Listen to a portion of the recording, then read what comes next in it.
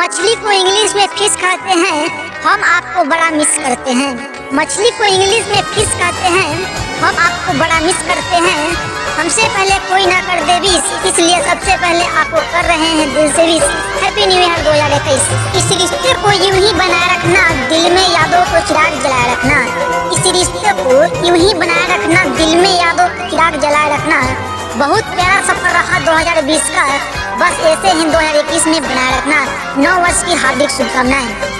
खुशी के आंसू रुकने ना देना, गम के आंसू बहने ना देना। खुशी के आंसू रुकने ना देना, गम के आंसू बहने ना देना। ये जिंदगी ना जाने कब रुक जाएगी, मगर एक प्यारा फ्रेंडशिप कभी टूटने ना देना। Happy new year 2021।